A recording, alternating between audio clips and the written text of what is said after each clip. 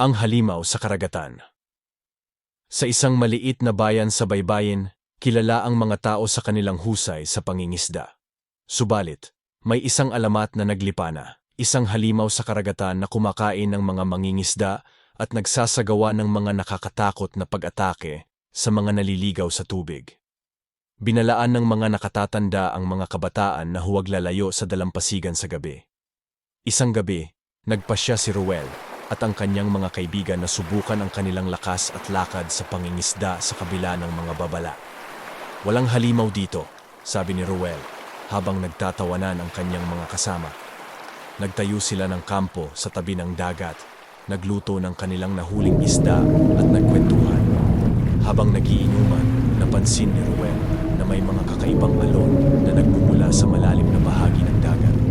Ang mga alon ay tila may kasamang naglalagablab na mata na nagmamasid sa kanila. Tama na ang kwentong takot. Wala namang halimaw. Patuloy na panguudyok ni Ruel. Ngunit habang ang kanyang mga kaibigan ay nag-aalala, nagpasya si Ruel na lumangoy sa tubig. "Nandyan lang ako, saglit lang," sigaw niya. Ang malamig na tubig ay parang humahagupit sa kanya. Ngunit sa likod ng kanyang isip, narinig niya ang mga boses ng kanyang mga kaibigan na nag-aalala. Bigla, isang malakas na alon ang umabot sa kanya, at ang tubig ay umapaw sa paligid. Isang higanteng halimaw, may malalaking pangil at mahahabang pangkatawan, ang lumitaw mula sa kailaliman ng dagat. "Kumusta, mangingisda?" bulong ng halimaw. Ang boses ay parang isang malalim na rumbling na umaabot sa kanyang kaluluwa. Nagpanik si Ruel at nagpasya na lumangoy pabalik sa dalampasigan, ngunit sa bawat hakbang, lalong bumigat ang tubig.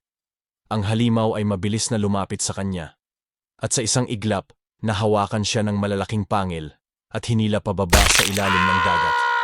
Maya-maya, narinig ng kanyang mga kaibigan ang mga sigaw ni Ruel na nagiging tahimik habang unti-unting nawawala ang kanyang boses.